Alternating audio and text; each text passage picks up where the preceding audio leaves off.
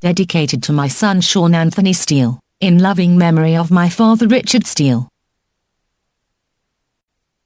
Chapters XIII. I wish, however, to show from other writings of Plato what the peculiarity is which he exhibits to us of the liberated order, in the Republic, therefore, teaching us the order of the universe which pervades through the mundane wholes, supernally from the ineratic sphere, and which governs the elections of human life that are different at different times, this life also varying the measure of justice adapted to it. He refers the first effective cause of this order to a monad and triad exempt from the mundane wholes, and the monad indeed, he gives the power of dominion, extending the authority of it to all heaven, its empire being at one and the same time impartably present to all things, governing all things indivisibly, and according to one energy, and moving wholes by the lowest powers of itself, giving also to the triad a progression from the monad.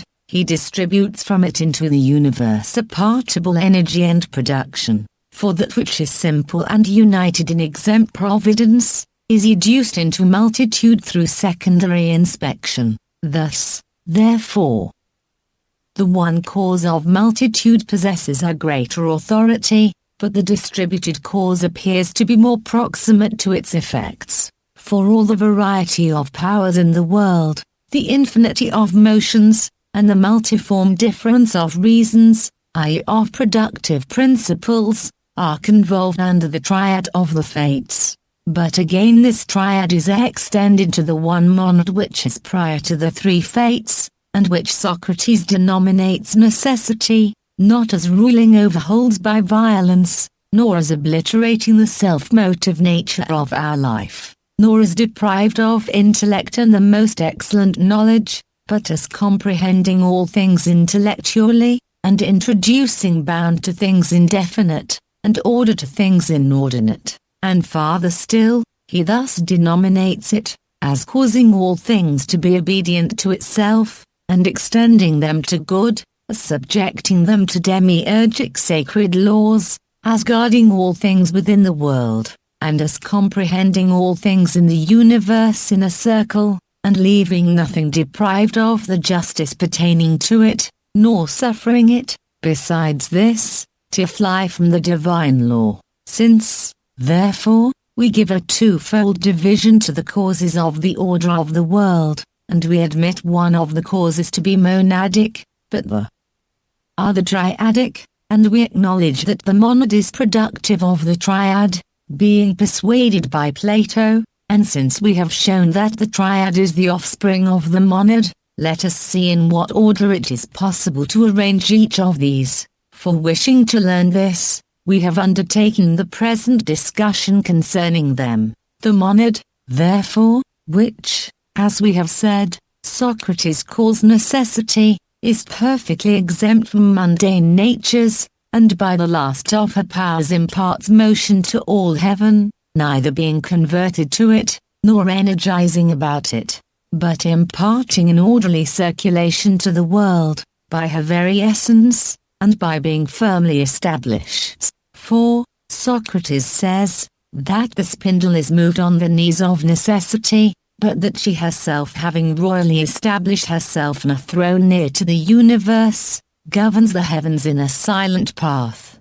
But the triad is now in a certain respect co-arranged with the circulations of the heavens, convolves them with hands, and energizes about them, and no longer causes them to revolve by its very being alone, in the same manner as the monad, for the triad is the cause of the order and circulations of the universe, by producing and performing a certain thing, though in this also there is a different energy, for Lachesis indeed moves with both her hands, but each of the remaining parca, with one hand only. This however we shall again discuss, but it is obvious to everyone, that of this production which subsists according to the monad, and the triad proceeding from it, it must be granted that the monad is established in a more ancient order of gods, but the triad in an inferior order. We say, therefore, that necessity who is called the mother of the parca, first subsists in the intellectual gods, analogous to the intelligible and intellectual monad of Adrastra, and the thence being unfolded into light in the ruling orders, she generates this triad of the Parka, for that which is total in providence, energy, and the convolution of wholes by the very being itself of that which convolves them, are indications of intellectual transcendency, to extend, likewise, impartably production to all things, is co-equalized with demiurgic dominion, and this goddess appears to me to illuminate all the progeny of the demiurgus with an ineffable God, as likewise be as the generator of wholes impartably, thus to necessity guards inflexibly all things in herself, and comprehends them monadically, preserving indissoluble the order which proceeds from the demiurgus into the world. Necessity, therefore, being allotted such an authority and kingdom in wholes, the triad of the Parka rules over the universe in a liberated manner, for it comes into contact with the heavens, and for a time relinquishes the contact, as Socrates says, and through contact indeed, it is co-arranged with the bodies that are moved, and is connascent with them, but through a retention of energies, it is without contact, is separate from the things governed, and is exempt from them, being, however, at one and the same time allotted both these peculiarities, it exists in the liberated gods, for to touch, and not to touch, to move and not to move, as the fable relates, are not according to a part in the gods, but are coexistent, and subsist with each other at once, for divine natures do not change their energies according to time, nor like partial souls, do they at one time energize separately, and at another providentially attend to secondary natures, but abiding in themselves they are everywhere present, and being present to all things, they do not depart from the watchtower of themselves, at one and the same time, therefore, the being without contact, and the coming into contact with the celestial periods, are present with the Parka, and they also comprehend that which is exempt and liberated from sensibles, according to one peculiarity, and that which is co-arranged with, and allied to them, and on this account, they possess a liberated order with reference to the whole heaven. If, however, there is also a mundane triad of the Parka, and a providence proximate to the subjects of their government, it is not wonderful, for of Jupiter, and Juno, Apollo and Minerva, there are common progressions and rearrangements, after the supercelestial allotment, and together with the mundane gods, for powers which give completion to the last order of the gods, approximate to the universe from all the liberated gods, but Socrates, celebrating the liberated and supermundane kingdoms of the Parka, has represented them to us as touching and not touching the whole circulations, dividing the limitation of their peculiarities, by mutation according to time, for to relinquish, the contact, for a time, affords a representation of a temporal mutation of energies. This, however, pertains to the concealment which is adapted to divine fables, for fables introducing generations of things unbegotten, compositions of things simple, and distributions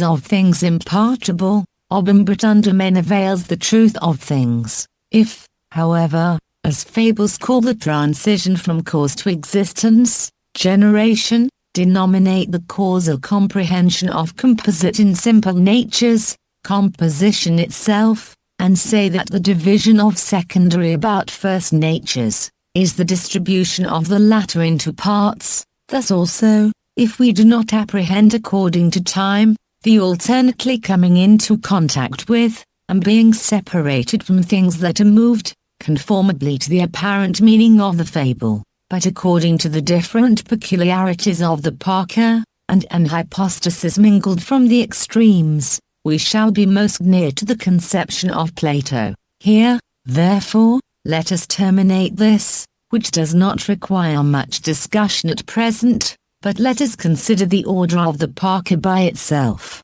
for of these, Some think that Lachesis should be arranged as the first, but others as the last of the three, and of the remaining two, some give a prior arrangement to Atropos, and place her in the order of a monad, but others to Clotho. Since, however, Plato in the Laws clearly says that Lachesis is the first, Clotho the second, and Atropos the third, I think that what is said in the Republic should be referred to this definite order in them, and that we should not make any innovation by following the mutable opinions of interpreters. Socrates, therefore, says that Lachesis sings the past, but Clotho the present, and Atropos the future, here also in a similar manner using an order of division conformably to their energies, and to Lachesis indeed he gives predominance, and a uniform dominion over the rest, but he gives to Clotho a dominion subordinate to that of Lachesis, but more comprehensive than the kingdom of Atropos, and to Atropos he attributes the third kingdom, which is comprehended by both the others, and is arranged under them. The multitude, therefore, are ignorant that Socrates uses the parts of time as symbols of the comprehension according to cause, for the past was once the future, and the present, but the future is not yet the past, but has the whole of its essence in existing in some after time. We must assume, therefore, the triple cause is analogous to these three parts of time, and say that the cause which is the most perfect, and the most comprehensive of the others, sings the past, as the cause of the others, and the source of their energy, for the past is comprehensive of the future and the present, but the second cause is the present, which partly comprehends, and is partly comprehended, for this prior to its being the present was the future, and the third cause, and which is comprehended by both the others, is the future, for this requires the present and the past, the one unfolding it, but the other bounding its progression. Lachesis, therefore, is the first effective cause, comprehending the other causes in herself, but each of the remaining parca is comprehended by her, and Clotho indeed is allotted a superior, but Atropos an inferior order, and on this account, Lachesis indeed moves with both her hands, as giving completion in a greater and more total manner to those things which are effected by them more partially, but Clotho turns the spindle with her right, and Atropos with her left hand, so far as the former indeed is the primary leader of the energies, but the latter follows, and governs all things in conjunction with the former. For in mortal animals, the right hand is the principle of motion, and in wholes, the motion to the right is comprehensive of the motion to the left hand. On this account, therefore, the triad of the Fates, in the Laws and in the Republic, is divided by Plato according to the same order, into first, middle, and last. And not only in the before-mentioned passages, but also at the end of the fable, in which he leads the soul to the mortal place, and to a polity the work of generation under the daemon allotted to it as a ruler, supernally from the heavens, and the summit of the universe, he arranges souls under Lachesis as the first, under Clotho as the second, and under Atropos as the third, and after these, when they become perfectly situated under the throne of necessity, he led them to the plain of oblivion, and the river of negligence. It is necessary, therefore, either to disturb the descent of souls, and subvert the continuity of remission, which the prefecture of the governing daemon affords to souls, or to assign to Lachesis a rank more elevated than that of the other parca, but to give to Clotho the second, and to Atropos after the same manner the third rank, for the progression into generation beginning from more perfect natures, and subsiding according to a tendency to an earthly nature, originates indeed from Lachesis, but ends in Atropos. Farther still, the lots, and the paradigms of lives, are extended to souls from the knees of Lachesis, through the prophet as a medium, and as the fable before said that the whole spindle is turned on the knees of necessity, Thus also it suspends the providence about partial souls from the knees of Lachesis, who moves the universe perpetually with her hands, as with more elevated powers, but in her knees possesses subordinate the causes of the psychical periods. Hence the prophet in a remarkable manner celebrates this daughter of the goddess. This is the speech of the virgin Lachesis, the daughter of necessity. But again, Clotho is said to weave things consequent to the elections made by souls, and to distribute to each of them an appropriate destiny, and after her, Atropos imparts to the webs the immutable and the definite, giving completion to the end of the canons of the fates, and to the order which extends from the universe to us. If, therefore, Lachesis energizes in souls prior to their election, and after their choice is made, defines all the periods of them in the realms of generation, by the most beautiful boundaries, but the other Parker after the election made by souls, allot them what is convenient, and connect their lives with the order of the universe. Does it not appear that Lachesis precedes Clotho and Atropos, and that they follow her, and together with her give completion to their appropriate provi? Dense, Lachesis, therefore, appears to possess a second dignity of a mother with respect to the other Parker, and to be a certain monarch co-arranged with them, just as necessity in an exempt manner comprehends the powers of all of them. But the other Parker are proximately indeed perfected under Lachesis, but still higher than her, under necessity. Such, therefore, is the order of them according to the narration of Plato. The symbols, however, which the fable attributes to them, magnificently celebrate their kingdoms, for the walking on the celestial circles signifies their exempt and separate dominion, but their sitting on thrones, and not on the circles themselves, as the sirens do, indicates that the receptacles which are primarily illuminated by them, are established above the celestial bodies. For a throne is the vehicle and receptacle of those that are seated on it, and all the participants of the participate gods, are placed under them like vehicles, and the participable gods are eternally established in, ride on, and energized through them. But the fates being seated at equal distances from each other, manifest the orderly separation of them, their emission proceeding according to analogy, and the distribution supernally derived to them from their mother, for from thence, that which is arranged in progression, and that which is according to desert in energies, are imparted to the fates. Moreover, the having a crown on their heads, signifies that their summits are surrounded with a divine light, and that they are adorned by prolific and undefiled causes, through which also they fill the heavens with generative power and immutable purity. But their being invested with white garments evinces that all their externally emitted reasons, and the lives which they propose to themselves, are intellectual and luciform, and full of divine splendor. And the garments indeed appear to indicate the essences which participate of the fates, but the thrones, the receptacles in the first firmaments. For with us also, garments approximately connected with our bodies, but vehicles are apprehended to be more remote from us.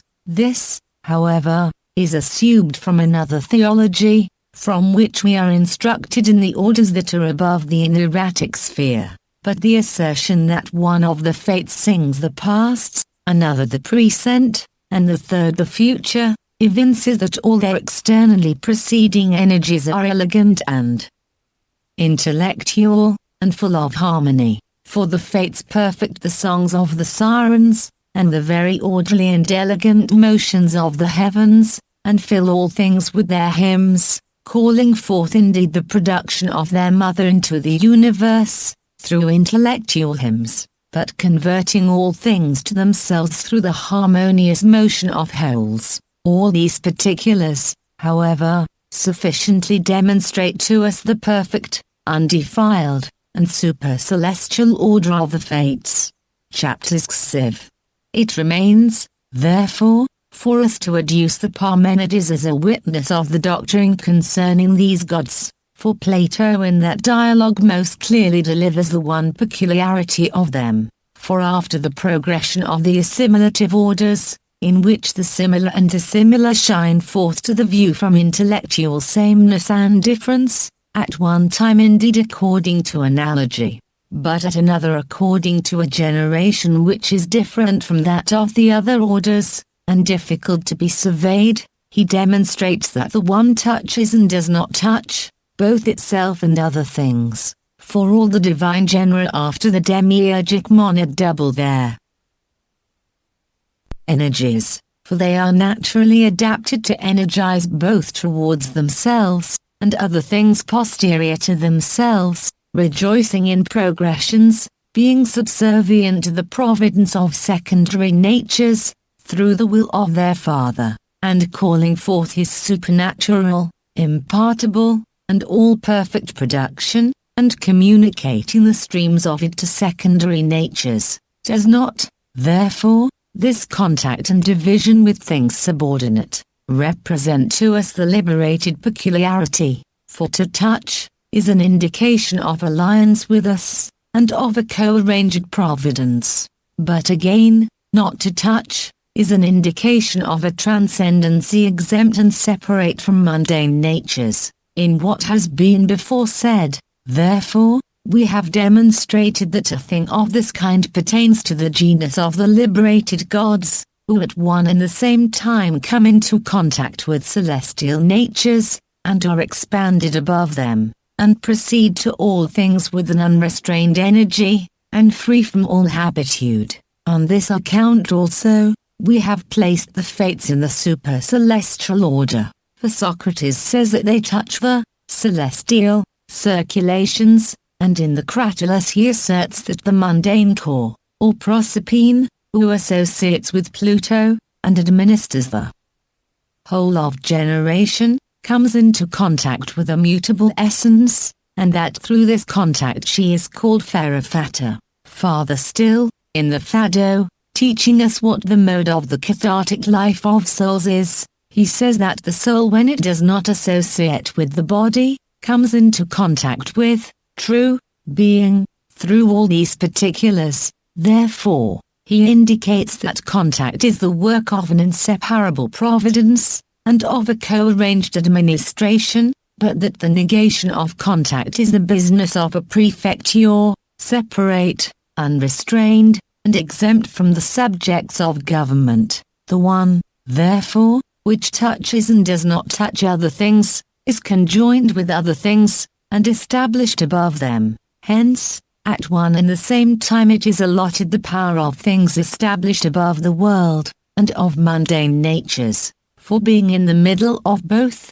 it comprehends in one the divided peculiarities of the extremes, and moreover, it touches, and does not touch itself prior to other things, because there are in it multitude, a separation of wholeness, and the parts of wholeness, and a union collective of all the multitude. For if it has proceeded from its principles, and if it energizes partably, it is various and multiform.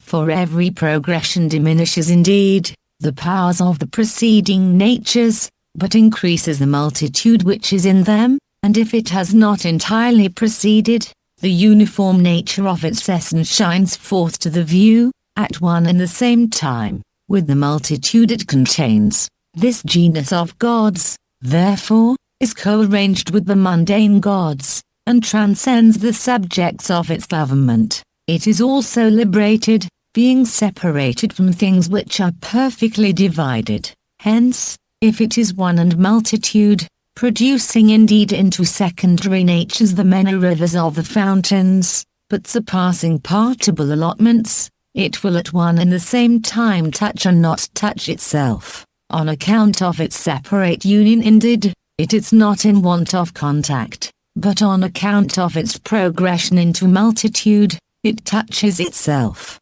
for it comprehends many things in itself, and touches itself, so far as it is in itself, says Parmenides. In short, so far as it is without contact, it is separate, but so far as it proceeds from itself, and is again established in itself, it touches itself, and so far indeed, as it is in other things, it comes into contact with other things, but so far as it is uncoarranged with others, and so far as it has not a coordinate number in them, it is separated from them, at one and the same time. Therefore, this genus of gods is uniform and multiplied, and is uniformly varied. It also abides and proceeds, and is participated by more imperfect natures, and is imparticipable, existing prior to them. All these particulars, however, are the elements of the supercelestial order, presenting to our view in hypostasis mingled from perfectly divided peculiarities, and thus much concerning the essence and hyparxis of these gods, which Parmenides exhibits to us in the above citation. It is necessary, however, to assume from the things placed before us, the causes of the generation of these gods, since it is demonstrated, therefore, that these divinities are according to union itself beyond all the partible separation and contact. They will have their progression from the one,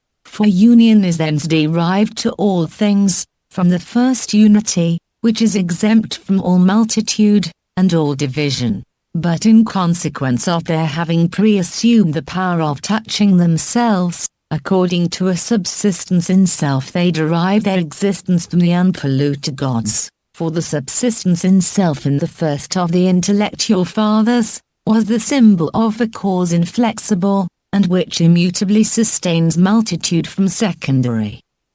natures. If, therefore, this one touches itself, on account of a subsistence in self, it establishes multitude in the one, and contains parts in wholeness, on account of undefiled power in progression. And in the intellectual fathers, indeed, a subsistence in self primarily shines forth to the view, and comprehends contact causally, as was demonstrated to us through the first hypothesis. But in the liberated gods, a subsistence in self is according to participation. Contact, however, is in this one according to essence, and is consubsistent with the multitude it contains. Farther still, the one, being in other things, touches other things, but not being co-arranged with them according to any common number, it is separated from them. By this, therefore, Parmenides appears indeed to form his reasoning from a subsistence in another,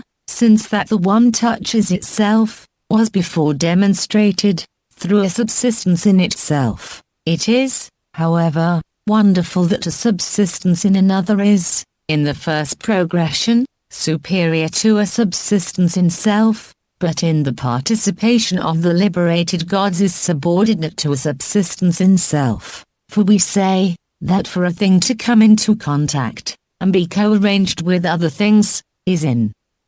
every respect more imperfect than for it to convert multitude to itself. We must, therefore, say that the liberated gods have their progression from the demiurgic and the assimilative order. Hence Parmenides does not say that the one is in another thing, but in other things. But other things are primarily suspended from the demiurgic monad, but secondarily from the assimilative gods. The liberated gods, therefore, from thence receive their subsistence in others. For the demiurgic one, being same and different, imparts to them sameness and union exemptly, but the assimilative one illuminates them with a separate similitude. But the one of the liberated gods subsists now with others, so far as it is co-arranged with them, and proximately presides over them. Again, however, because it differs from the mundane unities, it is allotted the whole of its appropriate number exempt from others,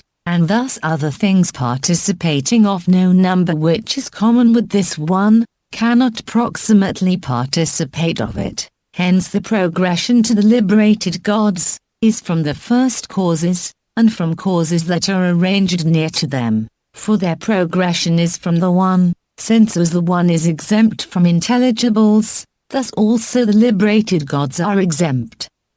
from sensibles. And their progression is likewise from the undefiled order, for they have not the disencumbered from any other source than that of immutable power, and the demiurgic cause. Being likewise generated from the assimilative gods, they receive a communion with other things, and from themselves they are established above others, for they establish their appropriate number above the subsistence of other things. And thus much concerning these gods may be assumed from the Parmenides, but we have elsewhere accurately explained the several particulars relating to them, and there is no occasion to write the same things in the present treatise, as we have there written. Footnotes 1.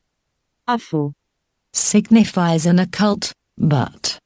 Ifo.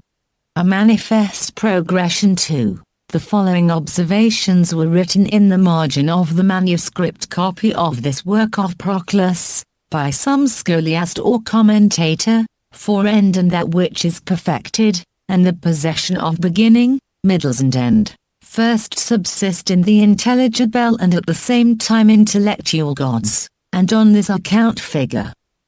Also, there presents itself to the view, this triad, therefore, in the whole assimilative series is analogous to intelligibles and intellectuals, as having from them the beginning, middles, and end. For the demiurgus produce this triad according to the similitude of the perfective triad, and connected the straight and the circular with motion. For to bound in a direct path, and to proceed circularly, are definitive of motion, as was said by Proclus in the chapter prior to this. And as this triad has these properties from intelligibles and intellectuals, thus also the whole series of assimilative gods possess them from this triad. Hence this triad of partial demiurgy is analogous to the intelligible and intellectual fathers, i.e. to the perfective power, 3 i.e. phanes, or in Platonic language animal itself, subsisting at the extremity of the intelligible order 4 i.e. imitating Saturn and phanes 5. The Greek scholiast observes on this part of the text of Proclus as follows: by the intellectual Proclus means the ruling gods, but by an immaterial and separate intellect the whole demiurgus, and by essence he means our partial hypostasis, such as that of soul, of Adaman, and of the intellect which is coordinate to partial souls. 6. 4. Noito. Here, it is necessary to read Noeruepta. viz. The genera of being, essence, sameness, difference, motion and permanency. 8. By intelligible souls we must understand partial, but undefiled souls. Book VI. Capta E. The mundane gods, or those divinities who give completion to the sensible world, are assigned the last order of deific progression, as we are informed by Proclus in the preceding book. They also divide the universe, and obtain perpetual allotments and receptacles in it, and through these weave one and the best polity of the universe. Each of the mundane genera likewise enjoy the energy of the liberated governors of the universe, according to a measure adapted to each, and especially such as are able to follow the powers of these gods. For in the gods themselves we may perceive a twofold energy, the one indeed being co-arranged with the subjects of their providential care, but the other being exempt and separate, according, there. 4. To the first of these energies, the mundane gods govern sensibles, and convolve and convert them to themselves, but according to the other, they follow the liberated gods, and together with them are elevated to an intelligible nature. The mundane gods also perfectly unfold the psychical peculiarity into light, and receive the illuminations of all the divinities prior to them. Hence too, they rule over the universe imitating the liberated gods, adorn sublunary natures with forms, and assimilate them to intellectual paradigms, imitating the ruling gods. They likewise pour forth the whole of the life which is inseparable from body, from the one fountain of souls, establishing it as an image of the life which is separate from a corporeal nature, and unite themselves to this fountain. Again, The world is said by Plato in the Timaeus to be the image of the eternal, i.e. of the intelligible gods, for it is filled from them with deity, and the progressions into it of the mundane gods are as it were certain rivers and illuminations of the intelligible gods. These progressions also the world receives, not only according to the celestial part of it, but according to the whole of itself. For in the air, the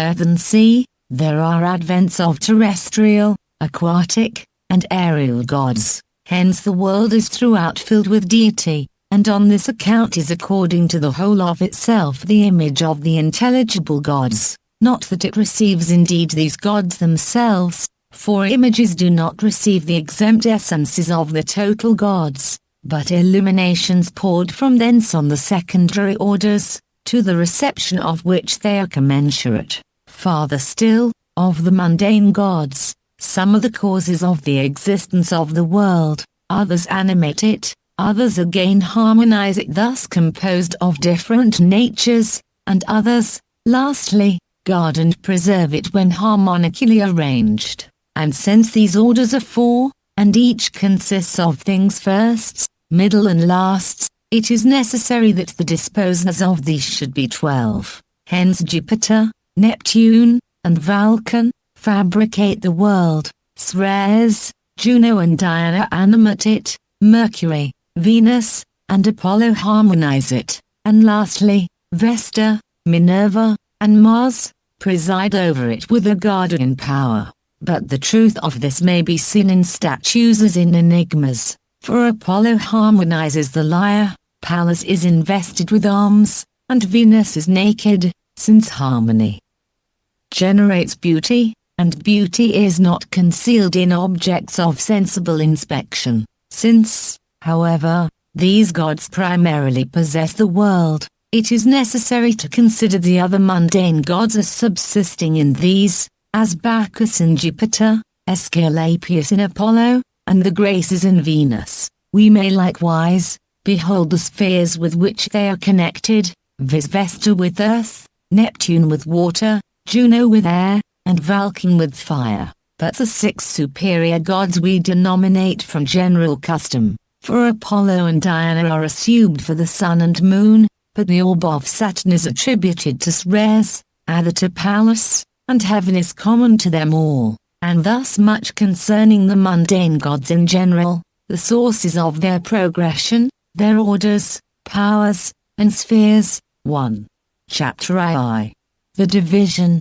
however, of the mundane gods is into the celestial and sublunary, and of the celestial, the divinity of the ineretic sphere is the relation of a monad to the divinities of the planets. But the triad under this monad consists of Saturn, Jupiter, and Mars, of which the first is the cause of connected comprehension, the second of symmetry, and the third of division and separation. And again, with respect to the sublunary deities, the moon ranks as our monad, being the cause of all generation and corruption. But the triad under it consists of the divinities who preside over the elements of air, water and earth. Between these are the planets that revolve with an equal velocity, and of these, the sun indeed unfolds truth into light, Venus beauty, and Mercury the symmetry of reasons or productive principles, conformably to the analogy of the 3 monads mentioned by Plato in the Philebus, as subsisting in the vestibule of the good. It may also be said that the moon is the cause of nature to the mortal genera, being the visible image of the fontal nature existing in the god Ethria, but the sun is the fabricator of all the senses, because he is the author of seeing and of being seen. Mercury is the cause of the motions of the fantasy, for the sun gives subsistence to the essence of the fantasy, so far as it is the same with sense. But Venus is the cause of the appetites of that irrational part of the soul which is called desire, and Mars, of those irascible motions which are conformable to nature. Jupiter also is the common cause of all vital,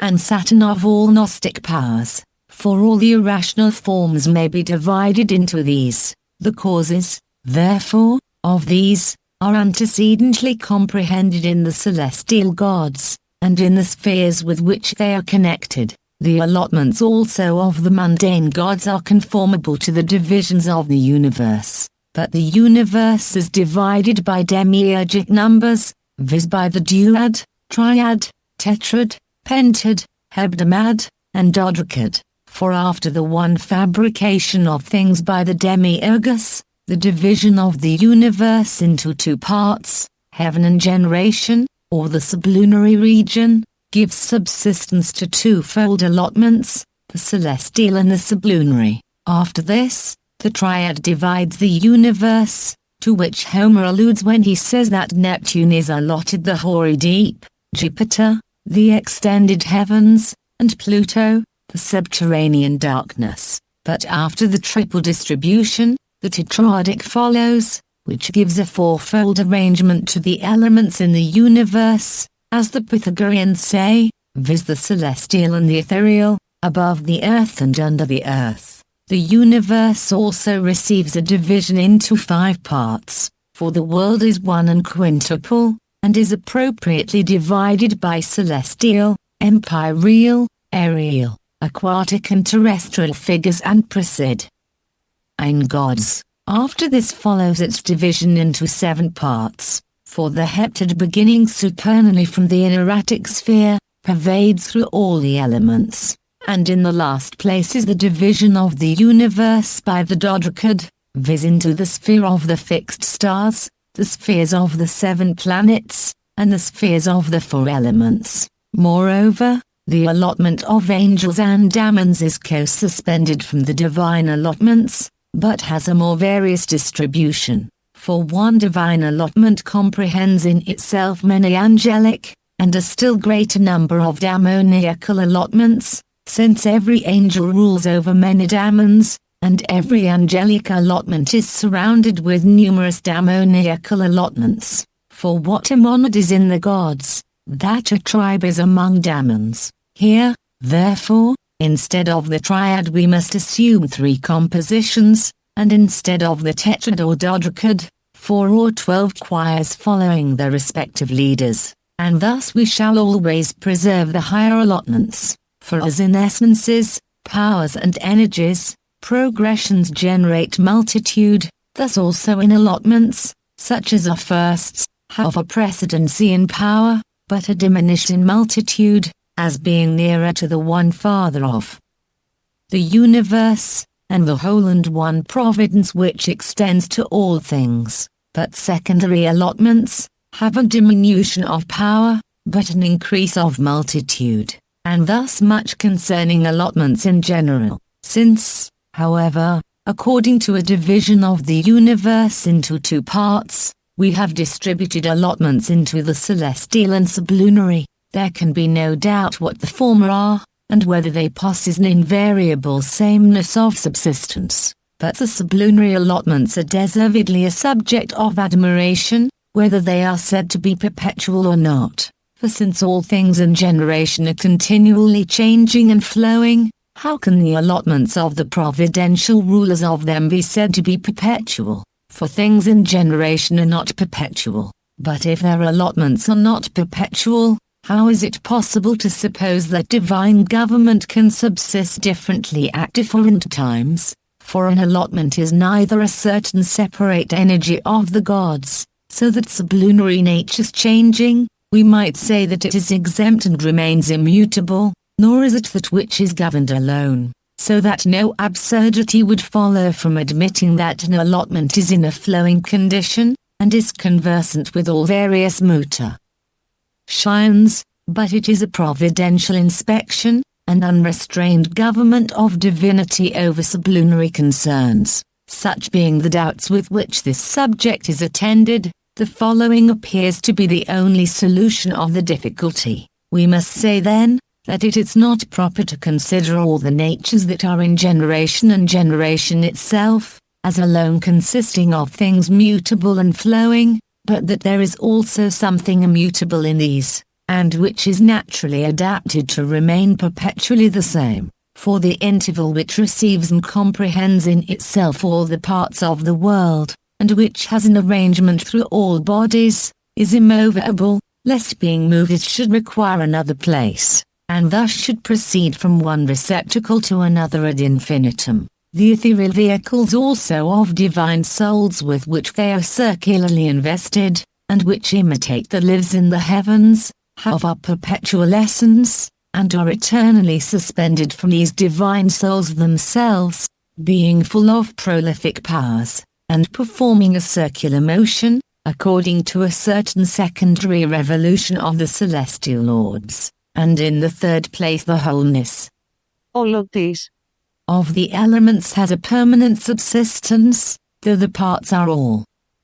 variously corrupted, for it is necessary that every form in the universe should be never failing, in order that the universe may be perfect, and that being generated from an immovable cause, it may be immovable in its essence. But every wholeness is a form, or rather it is that which it is said to be through the participation of one all-perfect form. And here we may see the orderly progression of the nature of bodies, for the interval of the universe is immovable according to every kind of motion, but the vehicles of divine souls alone receive a mutation according to place, for such a motion as this is most remote from essential mutation, and the wholeness of the elements admits in its parts the other motions of bodies, but the whole remains perfectly immutable. The celestial allotments also which proximately divide the interval of the universe, co-distribute likewise the heavens themselves,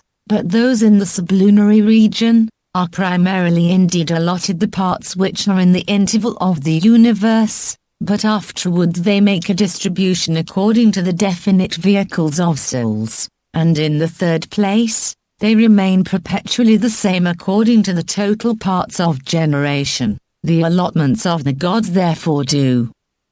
not change, nor do they subsist differently at different times, for they have not their subsistence proximately in that which may be changed. How therefore do the illuminations of the gods accede to these? How the dissolutions of sacred rites effected? And how is the same place at different times under the influence of different spirits? May it not be said, that since the gods have perpetual allotments, and divide the earth according to divine numbers, similarly to the sections of the heavens, the parts of the earth also are illuminated, so far as they participate of aptitude, but the circulation of the heavenly bodies, through the figures which they possess produce this aptitude, divine illumination at the same time imparting a power more excellent than the nature which is present to these parts of the earth. This aptitude is also effected by nature herself as a whole, inserting divine impressions in each of the illuminated parts,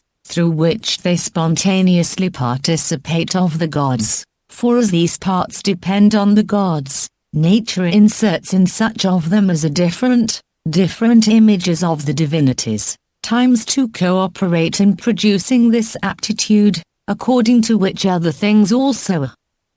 governed, the proper temperature of the air, and in short, everything by which we are surrounded contributes to the increase and diminution of this aptitude. When therefore conformably to a concurrence of these many causes, an aptitude to the participation of the gods is ingenerated in some one of the natures which are disposed to be changed, then a certain divinity is unfolded into light, which prior to this was concealed through the inaptitude of the recipients, possessing indeed his appropriate allotment eternally, and always extending the participation of himself, similarly to illuminations from the sun, but not being always participated by sublunary natures, in consequence of their inaptitude to such participation. For as with respect to partial souls such as ours, which at different times embrace different lives, some of them indeed choose lives accommodated to their appropriate gods,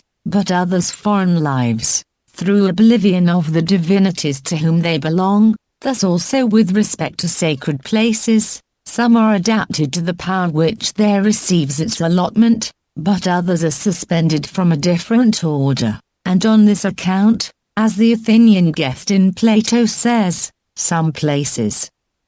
are more fortunate, but others more unfortunate. The divine Iamblichus, however, doubts how the gods are said to be allotted certain places according to definite times, as by Plato in the Timaeus. Minerva is said to have been first allotted the guardianship of Athens, and afterwards of Say, for if their allotment commenced from a certain time, it will also at a certain time cease. For everything which is measured by time is of this kind, and farther still was the place which at a certain time they are allotted, without a presiding deity prior to this allotment, or was it under the government of other gods? For if it was without a presiding deity, how is it to be admitted that a certain part of the universe was once entirely destitute of divinity? How can any place remain without the guardianship of superior beings? And, if any place is sufficient to the preservation of itself,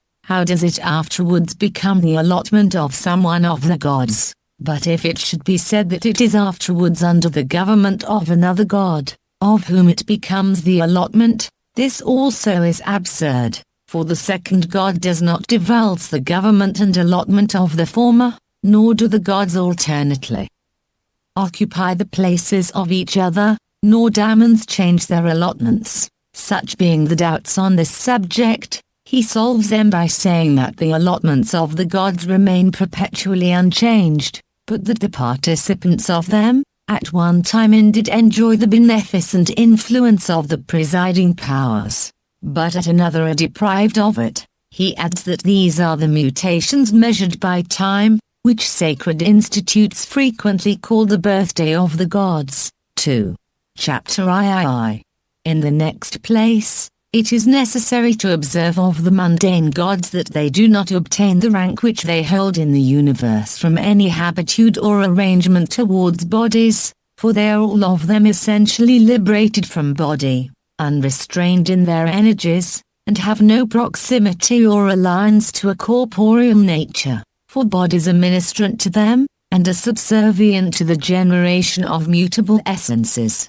Hence they are not in bodies, but rule over them externally, so that they are not changed together with them. Farther still, they impart from themselves to bodies every good which they are capable of receiving, but do not in return receive anything from bodies, and consequently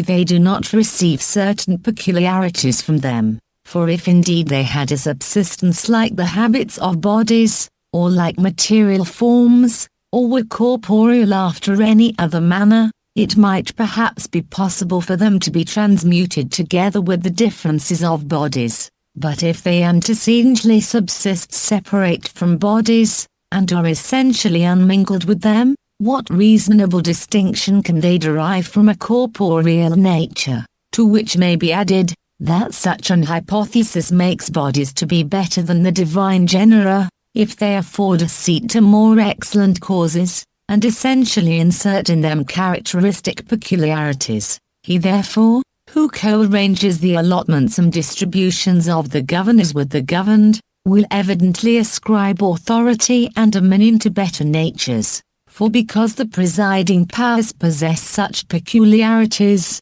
on this account they choose such an allotment, and give it essentially a specific distinction, but the allotment itself is not assimilated to the nature of the recipient. With respect indeed to partial souls such as ours, it is requisite to admit that such as is the life which it emitted before it was inserted in a human body, such also will be the organic body with which it is connected, and such will be the nature consequent to it, and which receives from the soul a more perfect life. But with respect to the natures superior to man, and which have dominion as wholes, it must be admitted, that inferior are produced in more excellent natures, bodies in incorporeal essences, and fabrications in the fabricators of them, and that being circularly comprehended in them, they are governed according to invariable rectitude. The circulations therefore of the celestial orbs are primarily inserted in the celestial circulations of the ethereal soul, in which they are perpetually inherent, and the souls of the spheres being, extended to the intellect which they participate, are perfectly comprehended by, and are primarily generated in it. Intellect also, both that which is partial, and that which is universal, are comprehended in the more excellent genera. Since therefore secondary natures are always converted to such as are firsts, and superior natures as paradigms are the leaders of those that are subordinate, both essence and form are derived from more excellent beings to those of an inferior rank, and the latter are primarily produced in the former, so as to derive from them order and measure, and the properties by which they are characterized, while on the contrary such properties do not flow from subordinate natures to such as have a precedency and a greater dignity of essence. In short, neither are the gods held in subjection by certain parts of the world, nor are terrestrial natures destitute of their all-preserving influence, but superior powers at the same time that they comprehend all things in themselves, are not comprehended by anything, and terrestrial natures having their very being in the plenitudes of the gods, when they become adapted to divine participation, immediately prior to their own proper essence manifestly possess the gods which latently presubsisted in it. 3. Farther still, divinity, whether it is allotted certain portions of the universe, such as the heavens or the earth, or sacred cities and regions, or certain groves and sacred statues,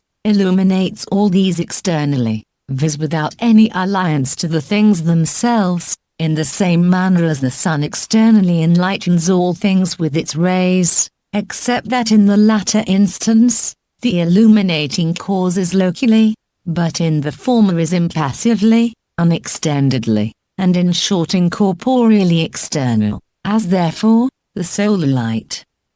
comprehends in itself the illuminated objects, thus also the power of the gods, externally comprehends its participants, and as light is present with the air, without being essentially mingled with it, which is evident from no light remaining in the air, when once the illuminating source has departed, though heat is present with it when that which heated is entirely withdrawn, thus also the light of the gods illuminates in a separate manner, and being firmly established in itself, pervades totally through all things. Indeed, this visible light of the sun is one, continued, and is everywhere the same whole, so that it is not possible for any part of it to be separated and cut off from the rest, nor to enclose it on all sides, nor divulge it from its source. After the same manner therefore, the whole world being partible, is divided about the one impartible light of the gods, but this light is one and everywhere the same whole, and is impartibly present to all the natures that are able to partake of it. It likewise fills all things through an all-perfect power, and bounds in itself wholes, by a certain infinite causal transcendency, is everywhere united to itself, and conjoins the terminations with the beginnings of things, but all heaven and the world imitate.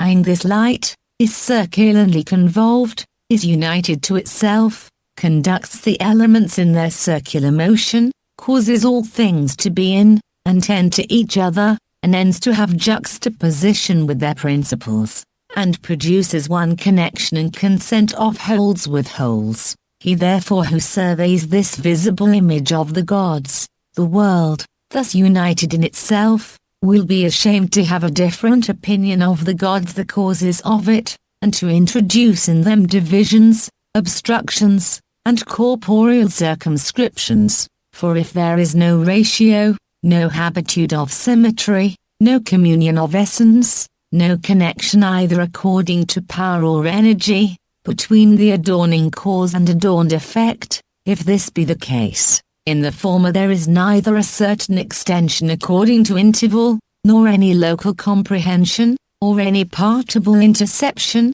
nor any other similar innate equalization in the manner in which the gods are present, for in things which are of a kindred nature either according to essence or power, or which are in a certain respect similar in species, or homogeneous, a certain mutual comprehension or retention, may be perceived, but what coercion, or transition through the universe, or partible circumscription, or local compression,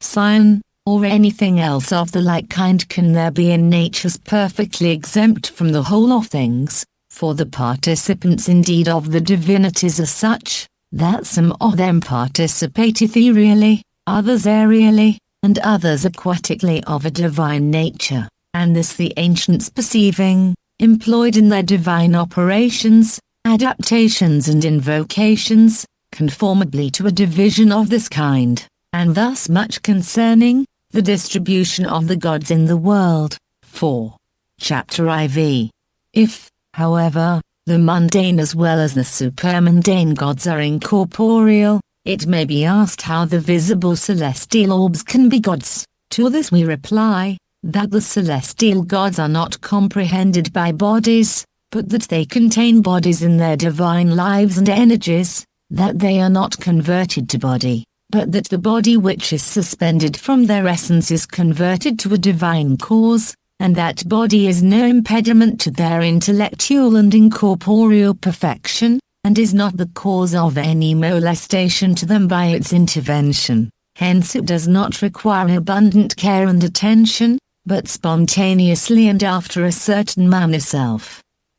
motively follows the divinities with which it is connected, not being in want of any manuduction, but by its elevation to the one of the gods, is also itself uniformly raised by itself. Indeed, a celestial body is allied in the most eminent degree to the incorporeal essence of the gods, for as the latter is characterized by unity, so the former is simple, as that is impartible, this is indivisible, and as that is immutable, this after a similar manner is unchanged in quality. If also it is admitted that the energies of the gods are uniform, this body likewise has one circulation. Besides this, it imitates the sameness of the gods, by its perpetual and invariable motion according to, and towards the same things, conformably to one reason and order. It likewise imitates the divine life of the gods by the life which is connascent with the ethereal bodies. Hence neither is a celestial body so constituted as if composed of contrary and different natures, as is the case with our bodies, nor does the soul of the celestial god so coalesce with the body suspended from it, as to form one animal from the two, but the animals of these divinities are perfectly similar and united to the gods from whom they depend, and are throughout whole, uniform, and free from all composition, for more excellent natures always subsisting with invariable sameness in themselves, but inferior beings suspended from the dominion of superior beings, yet so as never to draw down this dominion to themselves. Wholes likewise being collected into one order and one perfection, and after a certain manner all things in the celestial gods being incorporeal and throughout divine, because the divine form universally predominates in them, this being the case, one total essence in the nature of these divinities everywhere prevails, and thus the visible celestial orbs are all of them gods, and are after a certain manner incorporeal. 5. If, therefore, these divinities as being incorporeal, intellectual, and united, ride as it were in the celestial spheres, they have their origin in the intelligible world, and their intellectually perceiving the divine forms of themselves, they govern the whole of heaven according to one infinite energy, and if being present to the heavens in a separate manner, they led its perpetual circulations by their will alone, they are themselves unmingled with the sensible nature, and are consubsistent with the intelligible gods. Indeed, the celestial orbs, those visible statues as it were of the gods, are generated from, and subsist about, the intelligible gods, and being thus generated are established in them, and have the image elevated to them which from them also receives its perfection. The divine intellectual forms also which are present to the visible bodies of the gods, have a subsistence prior to them in a separate manner, but the unmingled and supercelestial intelligible paradigms of them abide in themselves, containing all things simultaneously in one, according to the eternal transcendency of their nature. Hence there is one common indivisible bond of them according to intellectual energies. There is also the same bond between them according to the common participations of forms, since there is nothing to intercept them, nor any intervening medium. Indeed, an immaterial and incorporeal essence,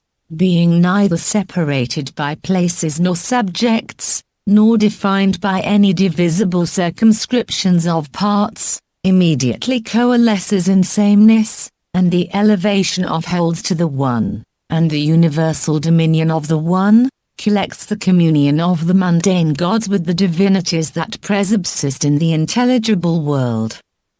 Farther still, the intellectual conversion of secondary to first natures, and the gift of the same essence and power from the primary to the secondary gods connects their congress into an indissoluble one, in things of different essences indeed, such as soul and body, and in things of different species, such as material forms, and those natures which in any other way are separated from each other. The connascent union is adventitious, being derived from supernal causes, and lost in certain definite periods of time. But the higher we ascend, to the sameness of first causes, both according to form and according to essence, and the more we raise ourselves from parts to wholes, by so much the more shall we discover and survey that union which is eternal, precedaneous and more principal, and which contains about and in itself difference and multitude.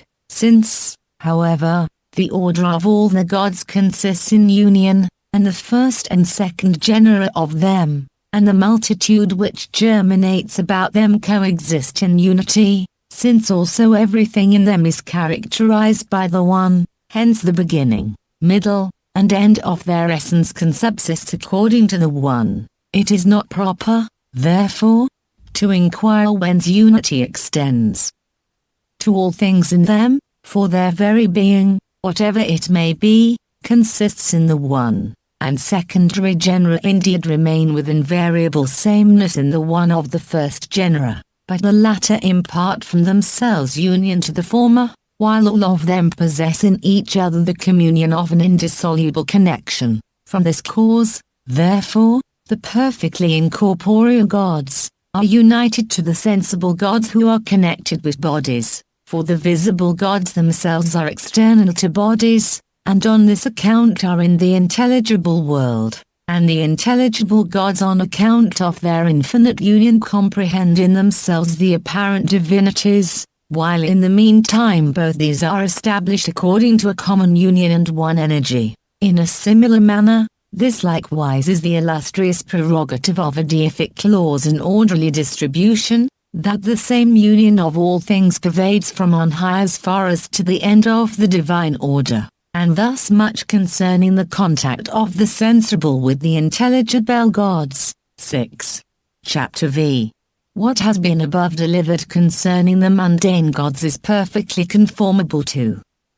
the doctrine of Plato, as delivered by him in the Timos, in the speech 7 of the Demiurgus to the junior gods. For it is there said, when, therefore, all such gods as visibly revolve, and all such as become apparent when they please, were generated, he who fabricated this universe thus addressed them, gods, of whom I am the Demiurgus and father. Whatever is generated by me is indissoluble, such being my will in its fabrication. Indeed everything which is bound is dissoluble. But to be willing to dissolve that which is beautifully harmonized and well composed is the property of an evil nature. Hence, so far as you are generated, you are not immortal, nor in every respect indissoluble, yet you shall never be dissolved, nor become subject to the fatality of death. My will being a much greater and more excellent bond than the vital connectives with which you were bound at the commencement of your generation.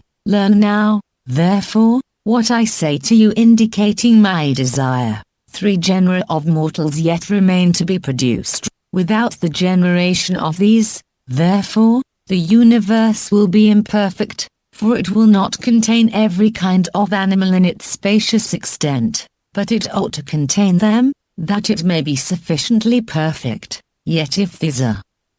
generated and participate of life through me, they will become equal to the gods, that mortal natures, therefore, may subsist, and that the universe may be truly all. Convert yourselves according to your nature to the fabrication of animals, imitating the power which I employed in your generation, and whatever among these is of such a nature as to deserve the same appellation with immortals, which is called divine, obtains sovereignty in them, and willingly pursues justice and reverences you. Of this I myself will deliver the seed and beginning. It is your business to accomplish the rest, to weave together the mortal and immortal nature, by this mean fabricating and generating animals, causing them to increase by supplying them with nutriment, and receiving them back again when dissolved by corruption, as the commentary of Proclus on this speech most admirably unfolds its recondite meaning, and is at the same time replete with the most interesting information respecting the mundane gods. I shall give the following extracts from it, in which the most magnificent exuberance of diction is combined with the greatest fecundity and scientific accuracy of conception. The scope of this speech, says Proclus, is to insert demiurgic power and providence in the mundane genera of gods, to lead them forth to the generation of the remaining kinds of animals, and to place them over mortals, analogously to the Father of wholes over the one orderly distribution of the universe. For it is necessary that some things should be primarily generated by the demiurgic monad, and others through other media, the demiurgus, indeed, producing all things from himself, at once and eternally, but the things produced in order, and first proceeding from him, producing together with him the natures posterior to themselves. Thus, for instance, the celestial produce sublunary gods, and these generate mortal animals, the demiurgus at the same time fabricating these in conjunction with the celestial and sublunary divinities. For in speaking he understands all things, and by understanding all things he also makes the mortal genera of animals, these requiring another proximate generating cause, so far as they are mortal, and through this receiving a progression into being. But the character of the words is enthusiastic, shining with intellectual intuitions, pure and venerable as being perfected by the Father of the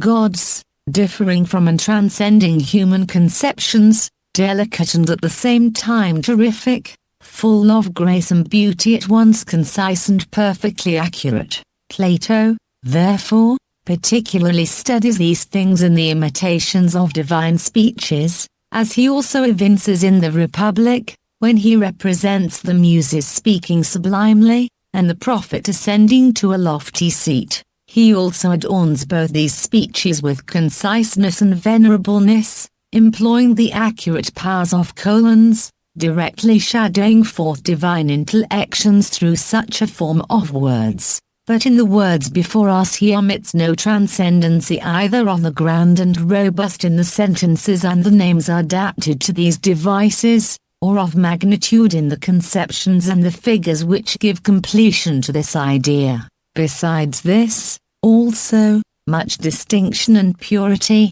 the unfolding of truth, and the illustrious prerogatives of beauty, are mingled with the idea of magnitude, this being especially adapted to the subject things, to the speaker, and to the hearers, for the objects of this speech are, the perfection of the universe, and assimilation to all perfect animal, i.e. to its paradigm, and the generation of all mortal animals, the maker of all things, at the same time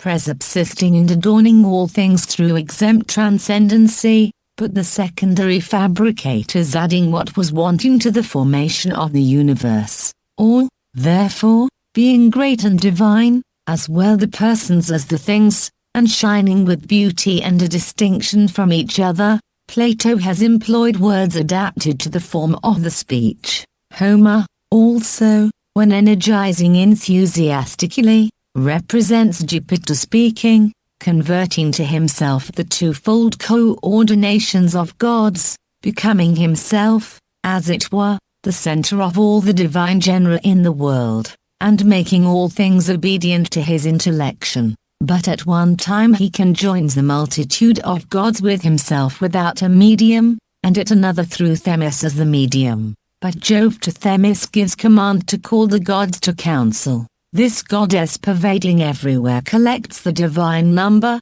and converts it to the demiurgic monad. For the gods are both separate from mundane affairs, and eternally provide for all things, being at the same time exempt from them through the highest transcendency, and extending their providence everywhere. 4.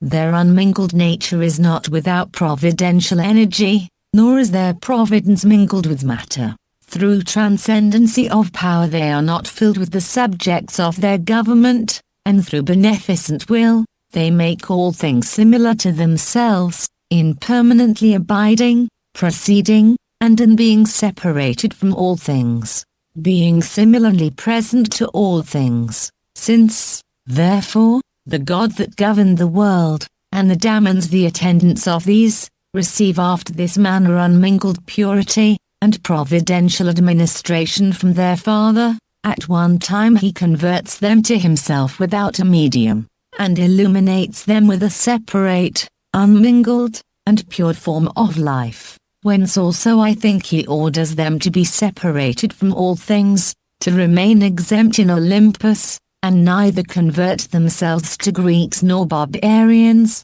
which is just the same as to say, that they must transcend the two-fold orders of mundane natures, and abide immutably in undefiled intellection. But at another time he converts them to a providential attention to secondary natures, through Themis, and calls upon them to direct the mundane battle, and excites different gods to different works. These divinities, therefore, especially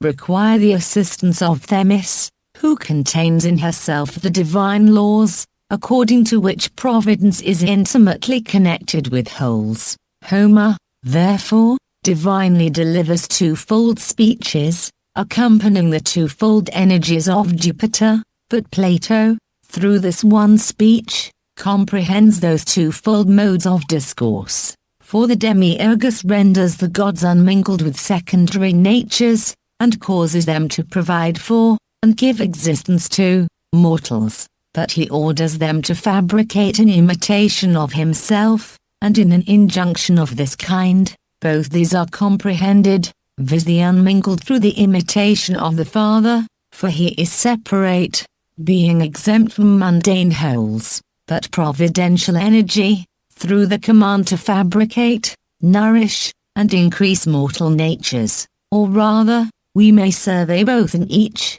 for in imitating the demiurgus, they provide for secondary natures, as he does for the immortals, and in fabricating they are separate from the things fabricated, for every demiurgic cause is exempt from the things generated by it, but that which is mingled with and filled from them is imbecile and inefficacious, and is unable to adorn and fabricate them, and thus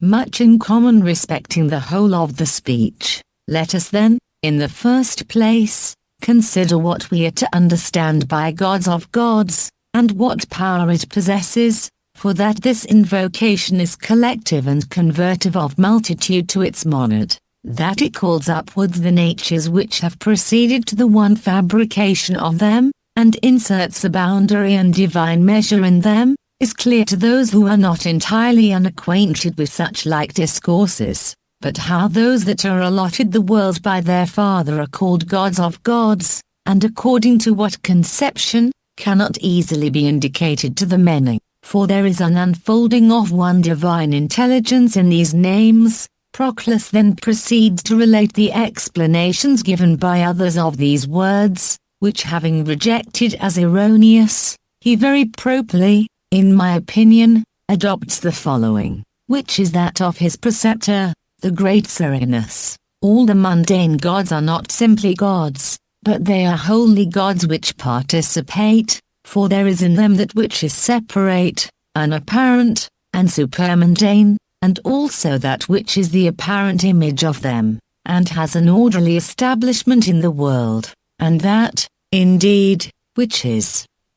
unapparent in them is primarily a god, this being undistributed and one, but this vehicle which is suspended from their unapparent essence is secondarily a god. For if, with respect to us, man is twofold, one inward, according to the soul, the other apparent, which we see, much more must both these be asserted of the mundane gods, since divinity also is twofold, one unapparent and the other apparent. This being the case, we must say, that gods of gods is addressed to all the mundane divinities, in whom there is a connection of unapparent with apparent gods, for they are gods that participate. In short, since twofold orders are produced by the demiurgus, some being supermundane, and others mundane, and some being without, and others with participation of body, if the demiurgus now addressed the supermundane orders, he would have alone said to them, gods, for they are without participation, i.e. without the participation of body, are separate and unapparent, but since the speech is to the mundane gods, he calls them gods of gods, as being participated by other apparent divinities. In these also demons are comprehended, for they also are gods, as to their order with respect to the gods, whose peculiarity they indivisibly participate. Thus also Plato, in the Phaedrus, when he calls the 12 gods the leaders of demons, at the same time denominates all the attendants of the divinities gods, adding, and this is the life of the gods. All these, therefore, are gods of gods, as possessing the apparent connected with the unapparent, and the mundane with the supermundane. Chapter VI. And thus much concerning the whole conception of the speech. It is necessary, however, since we have said the words are demiurgic or fabricative, that they should be received in a manner adapted to demiurgic providence. But if these words are intellectual conceptions, and the intellectual conceptions themselves are productions, what shall we say the demiurgus effects in the multitude of mundane gods by the first words of his speech? Is it not evident we must say that this energy of his is deific? For this one divine intellectual conception, which is the first and most simple proceeding from the demiurgus, deifies all the recipients of it, and makes them demiurgic gods, participated gods, and gods unapparent, and at the same time apparent. For this, as has been said, is the meaning of gods, for the term gods is not alone adapted to them, since they are not alone unapparent, nor the word gods twice enunciated, as if someone should say gods and gods, for every bond of this kind is artificial, and foreign from divine union. It is also necessary to observe that every mundane god has an animal suspended from him, according to which he is denominated mundane. He has likewise a divine soul, which rules over it depending vehicle, and an immaterial and separate intellect, according to which he is united to the intelligible, in order that he may imitate the world in which all these are contained. And by the animal suspended from him, he is indeed a part of the sensible universe, but by intellect he belongs to an intelligible essence, and by soul he conjoins the impartible life which is in him, with the life that is divisible about body. Such a composition, however, being triple in each mundane god, neither does Plato here deliver the demiurgus speaking to intellects, for intellects subsist in unproceeding union with the divine intellect, and are entirely unbegotten, but soul is the first of generated natures, and a little after the demiurgus addresses these when he says, since ye are generated, nor does he represent the demiurgus as speaking only to the animals which are suspended from the souls of these gods, for they pertain to corporeal natures, and are not adapted to enjoy the one demiurgic intelligence, without a medium, nor yet does he represent him as speaking to souls by themselves, for they are entirely immortal, but the gods whom he now addresses are said by him not to be in every respect immortal. If therefore it be requisite for me to say what appears to me to be the truth, the words of the demiurgus are addressed to the composite from soul and animal, viz. To the animal which is divine, and partakes of a soul, for intellect does not know the demiurgic will through reason, but through intelligence, or in other words, through intellectual vision, nor through conversion, but through a union with that intellect which ranks as a whole, as being itself intellect, and as it were of the same color with it, but soul as being reason, and not intellect itself, requires appropriately to its essence the energy of reason, and a rational conversion to the intelligible. To these, therefore, as being essentially rational, and as being essentialized in reasons, the demiurgic speech proceeds, and it is adapted to them in a twofold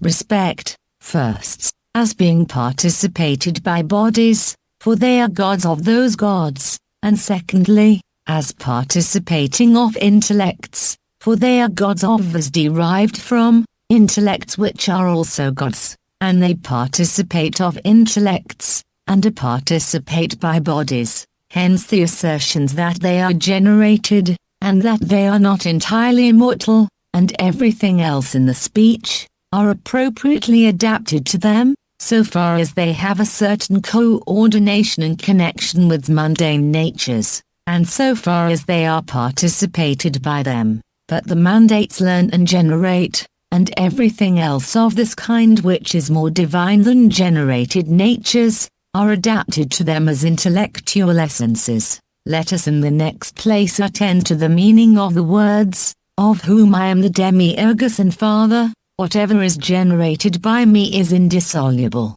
such being my will in its fabrication. Plato then appears to give a triple division to the energy of the one demiurgus in his production of the junior gods, viz. A division into the deific, into that which imparts connection, and into that which supplies a similitude to animal itself. For the address of the demiurgus evinces those to be gods that proceed from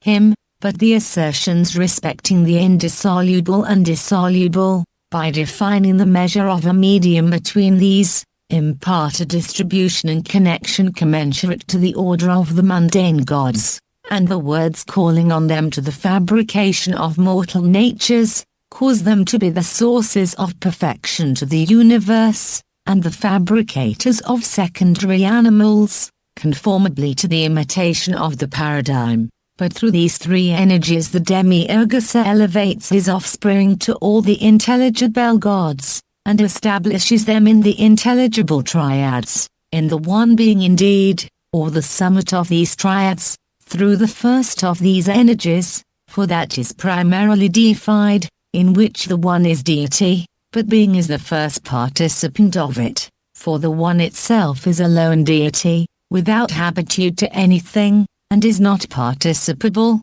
but the one being in which there is the first participation is God of God, and being is deity as the summit of all things, but the one of it is deity as proceeding from the one itself, which is primarily God. But through the second of these energies the demiurgus establishes his offspring in the second of the intelligible triads, i.e. in eternity itself, for eternity is the cause of this indissoluble permanency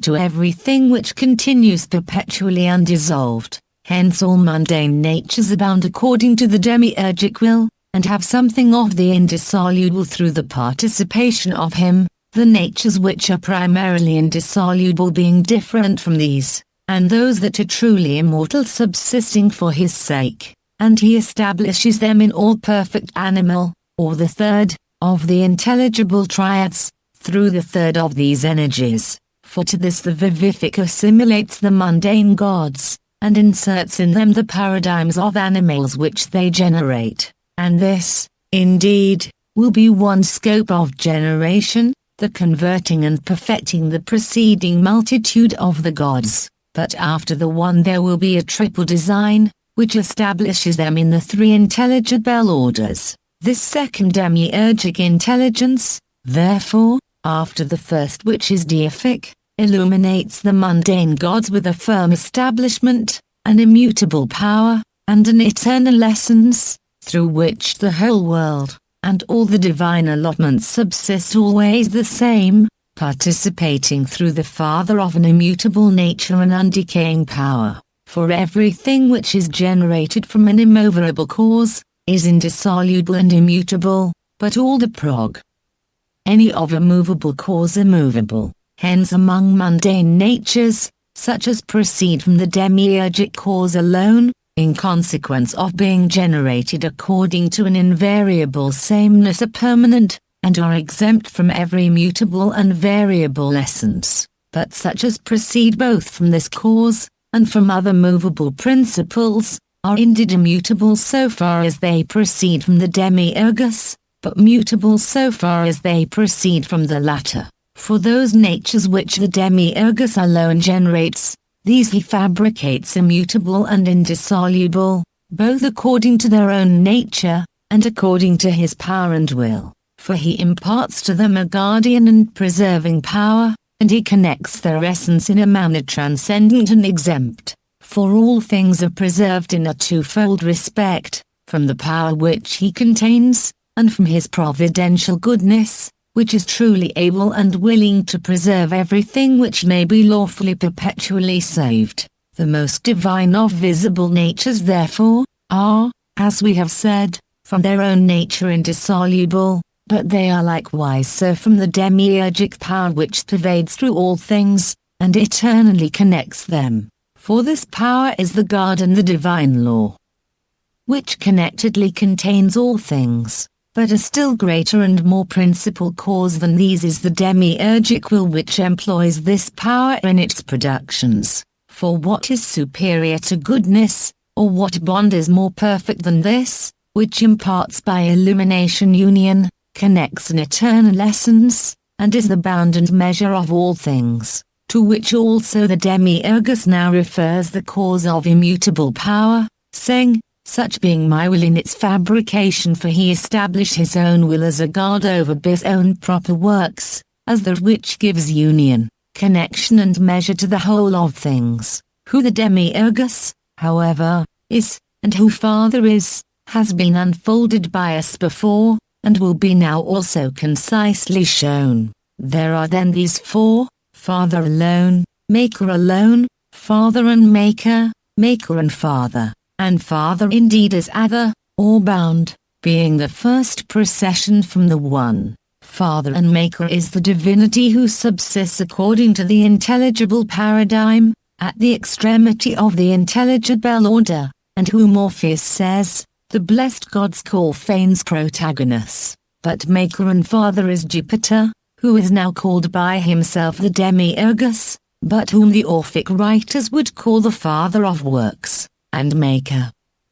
alone is the cause of partible fabrication. 8. As the same writers would say, to Father alone, therefore, all intelligible, intellectual, supermundane and mundane natures are in subjection. To Father and Maker, all intellectual, supermundane, and mundane natures are subordinate. To Maker and Father, who is an intellectual deity, supermundane and mundane natures are subservient, but to Maker alone, mundane natures alone are in subjection, and all these particulars we learn from the narration of Orpheus, for according to each peculiarity of the four there is a subject multitude of gods,